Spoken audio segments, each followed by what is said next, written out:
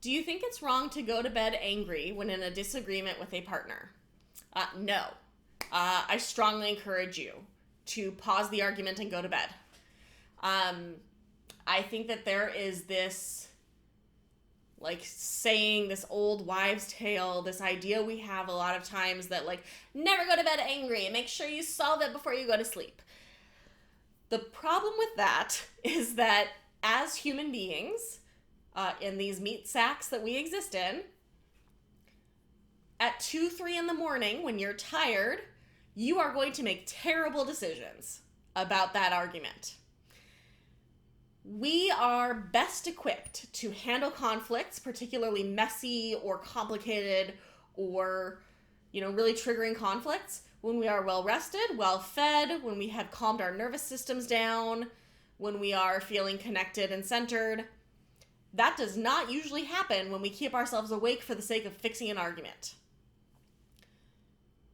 Something that I tell people all the time is that a lot of times in an argument, a disagreement, the best thing you can do is take a time out and just go calm your body down. When we get upset, it triggers our body's fight or flight system, right? Our sympathetic nervous system.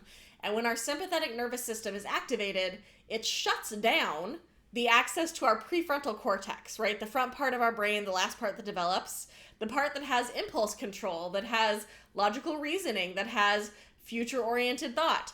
The part of our brain that we need in order to healthily solve a conflict is being overridden by our limbic system, the emotional part of our brain.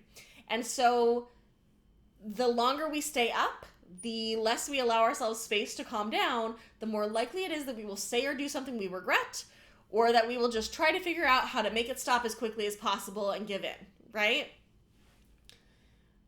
This is not to say that if you have a disagreement, you should go to bed stewing on it, wake up, stew about it all day until you get to talk about it next. When you take a time out from an argument or disagreement, what you need to do is calm your body down and stop thinking about it. Stop thinking about how right you are. Stop thinking about what you're going to say. Stop thinking about how wrong they are, all the ways that they've harmed you, all the evidence you're going to present against them. Freaking stop. You need to let it go and let your body calm down. The more that you spin about that in your head and that you keep going over what you're going to say, how you're going to say it, how you're going to prove them wrong, how you're going to get your point across, how you're going to win, the less your body is going to be able to calm down. And you need to calm down that nervous system if you're going to be able to have a good conversation.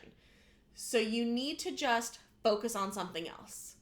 Find something funny to watch, because laughter very quickly shuts off that sympathetic nervous system. It helps our bodies calm down very quickly. Have a cup of tea, something warm and comforting. Watch something that you love that feels really good for you.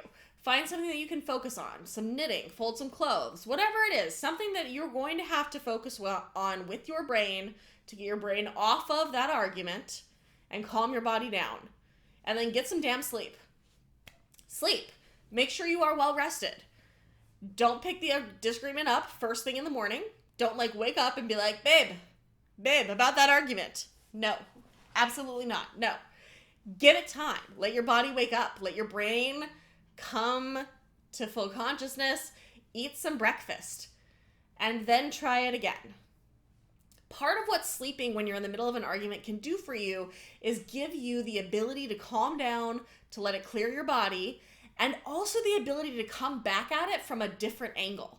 One of the best things you can do, and Sandra Jones covers this in their amazing book, Cultivating Connection, is when you come back to it, you can focus on figuring out how to make each other feel heard first, right? So don't come back to the argument with the goal of winning.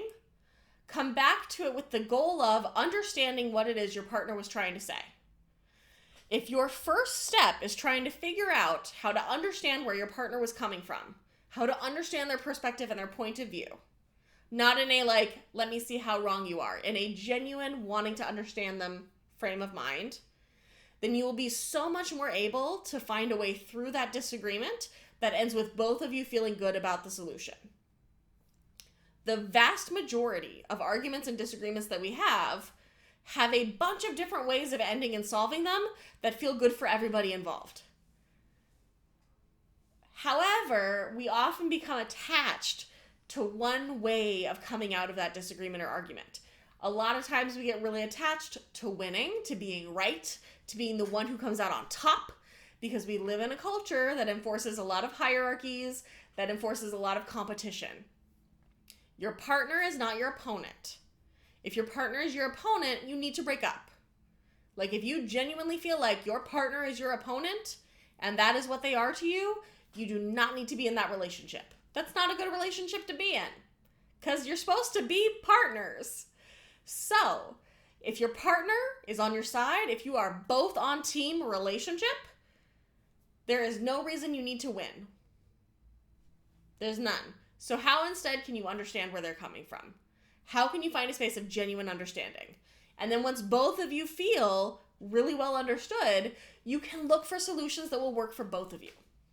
Because there are usually way more ways of solving an issue than we are willing to acknowledge or look at in the moment. Because we know what way we want to solve it, and we don't want to have to do all of that other work of finding other ways. So instead, slow way down, get sleep, eat food, take care of your body. Make sure that your body is as calm and centered as possible. Take as many timeouts as you need to take, because the less calm your body is, the more agitated you are, the more activated you are, the worse that conversation's going to go. You cannot have healthy, helpful conversations when you're in that fight or flight space. You just can't. It's not possible. So, get yourself out of it, calm your body down, calm that system down, get yourself centered, and then come back to working on it.